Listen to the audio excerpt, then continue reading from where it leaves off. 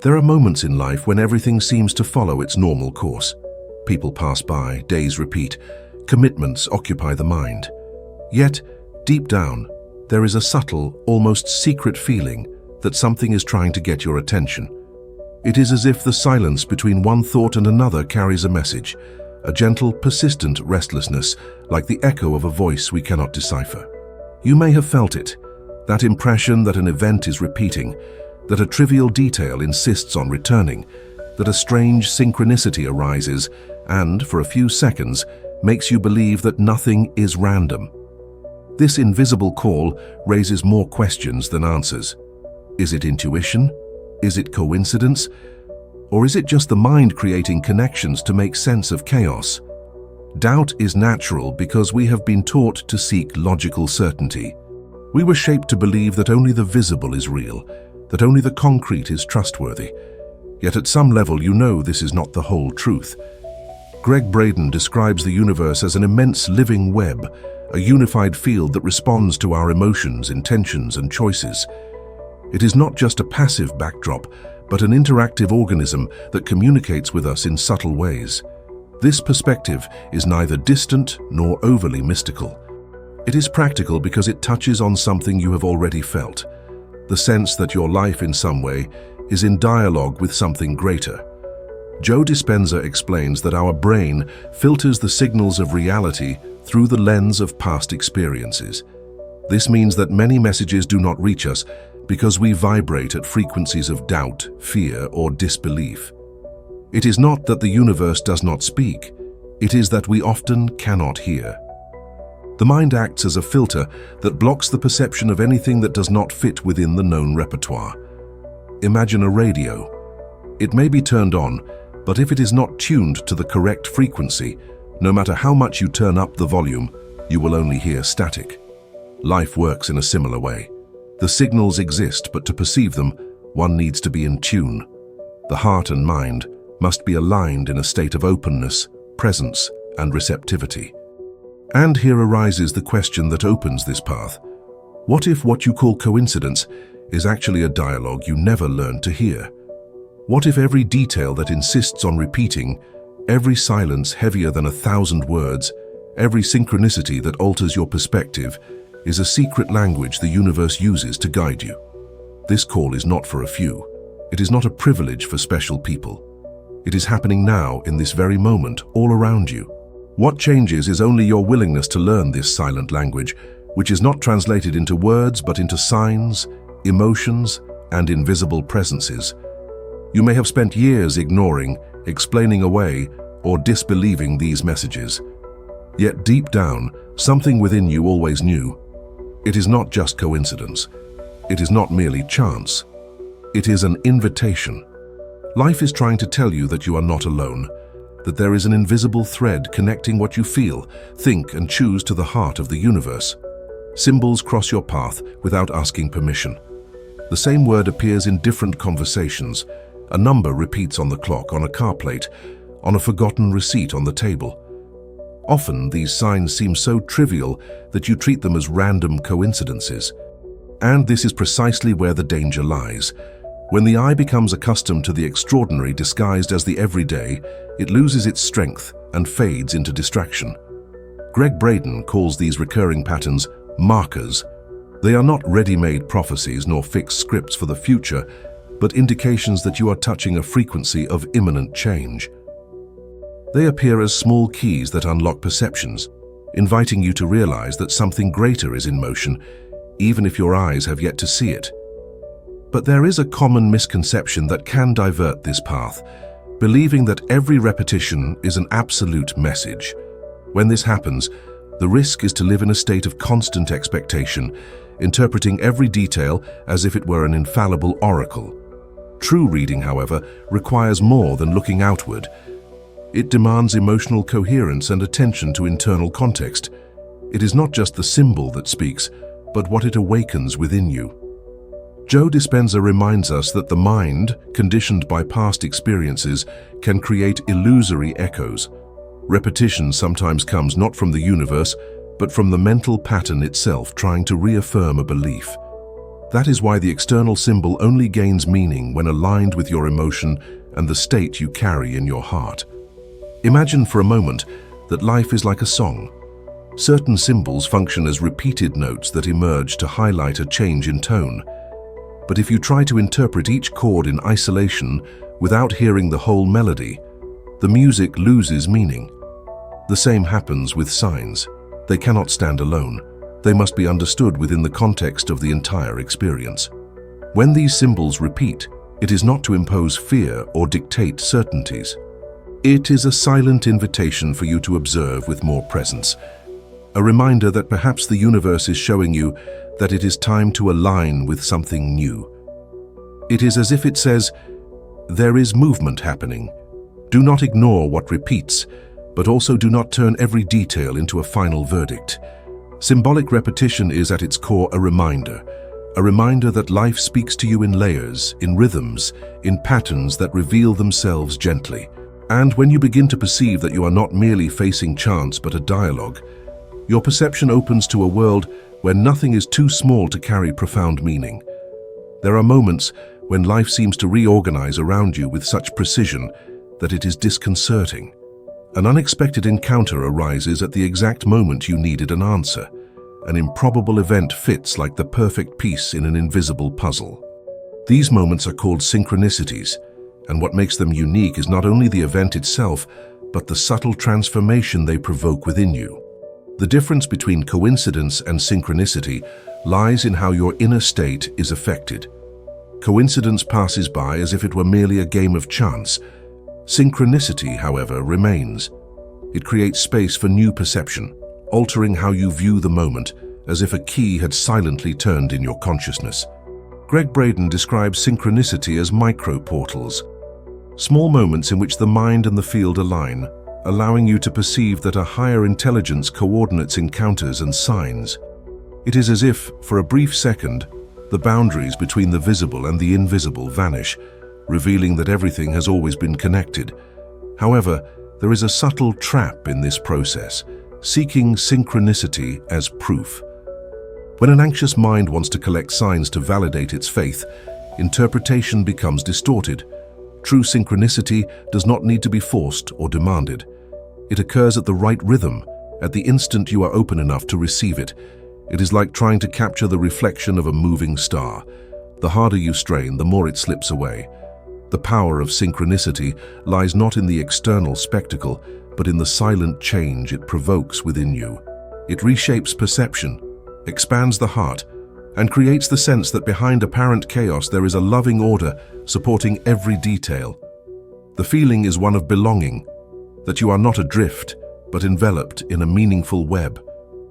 These moments do not demand immediate explanation, they require presence, because deep down, synchronicity does not come to prove something to you, but to awaken in you the trust that life is in constant dialogue with what you feel, think, and vibrate. And when that trust settles, even the improbable ceases to feel like chance, becoming part of a silent dance between you and the universe.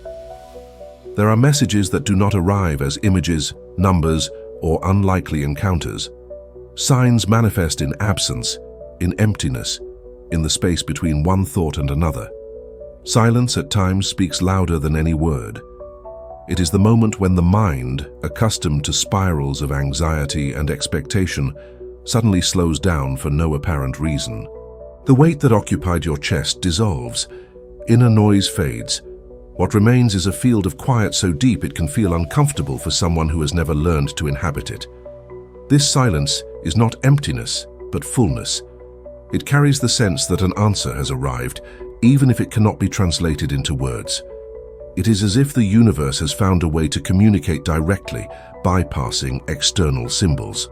It becomes the space itself where the mind can rest, and the heart can hear what has always been present. Gregg Braden speaks of states of heart coherence, moments when the heart and brain enter into sync. When this happens, perception expands, and sensitivity to subtle responses grows. In these moments, silence is the natural language of the field. It does not demand, it does not force, it simply reveals itself.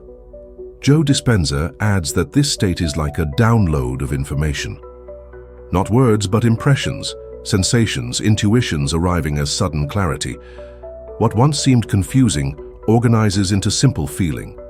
There is no effort, only reception. It is important to recognize that this silence does not arise from passing distractions. It is recognized precisely because it breaks the habitual flow of the mind. In 1 second, the heart races. In the next, everything settles. The contrast is so evident that you know something has changed. This instant is in itself the message. We can imagine this phenomenon like the surface of a lake. When the water is agitated, the reflection is distorted and the sky is hidden. But when the surface rests, the image appears with clarity. Such is the silence heavier than words. It creates an internal mirror where truth can finally emerge. There is nothing mystical or unreachable about this. Silence is an experience everyone has felt at some point. Perhaps in nature, watching a sunset, listening to music that suspends time, or simply in an unexpected moment of peace. When this emptiness appears, it is not a lack, it is presence.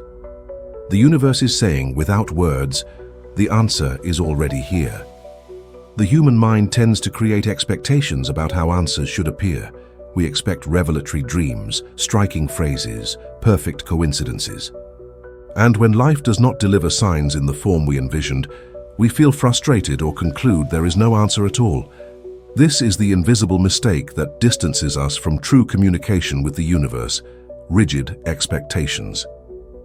Gregg Braden reminds us that the intelligence of the field does not operate according to the linear logic we value so much.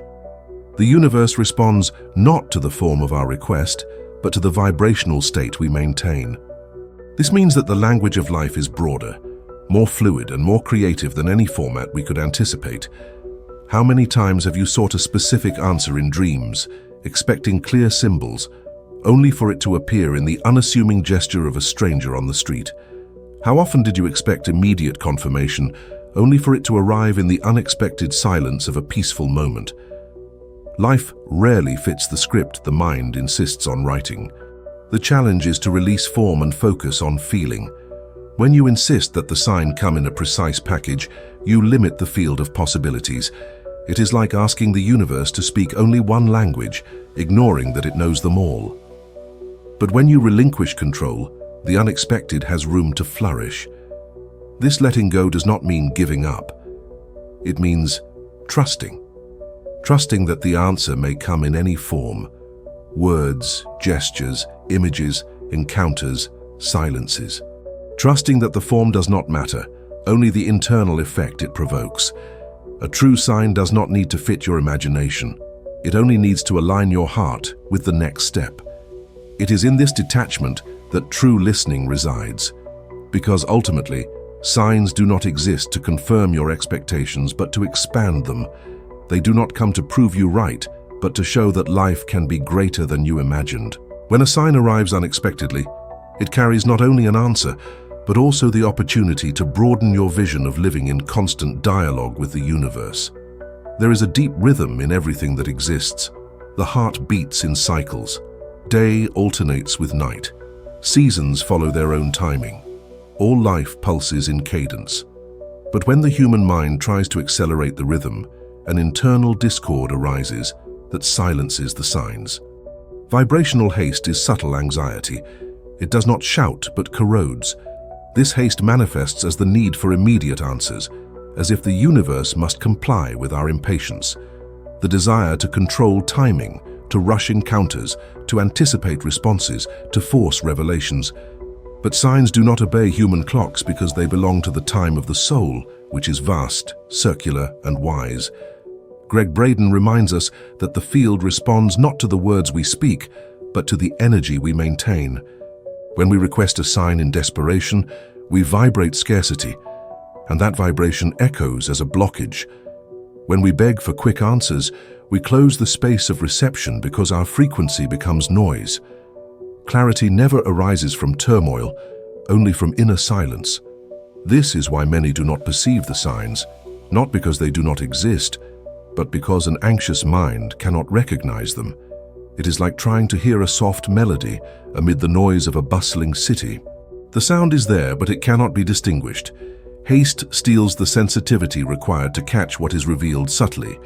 Wisdom lies in trusting life's organic timing, understanding that every answer has the exact moment to bloom, that signs are not meant to satisfy urgency, but to align paths. It is in the space between asking and receiving that true trust is built, and trust cannot be imposed, it is cultivated. When you slow down, the world slows with you. When you accept the deeper rhythm of existence, you begin to hear what once seemed like silence, and in that silence, the signs you sought begin to reveal themselves. The absence of haste opens space for the invisible to become visible. Many believe signs are external messages sent by the universe to reveal what is to come. In truth, signs are also mirrors. They not only indicate future possibilities, but reveal the vibrational state of the one interpreting them. A sign speaks as much about external reality as about the internal world of its receiver. Imagine two people facing the same event. One sees a warning of danger, the other perceives confirmation of protection. The fact is the same, but the interpretation differs radically because the sign is filtered through each observer's consciousness.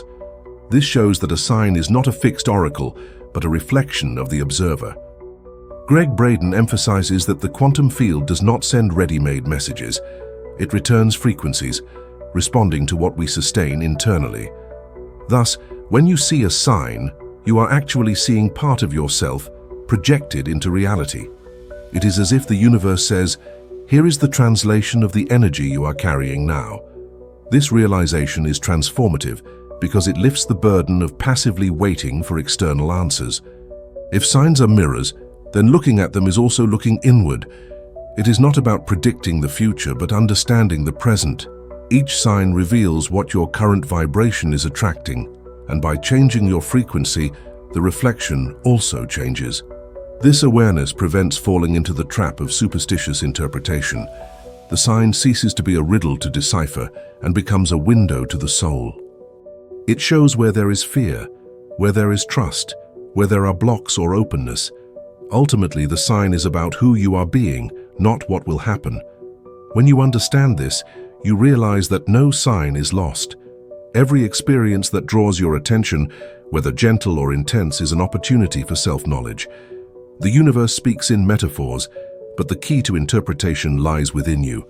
Not in tomorrow, but in now. There are moments when life seems to play with our perception. Small encounters, phrases in conversation, numbers repeating before your eyes.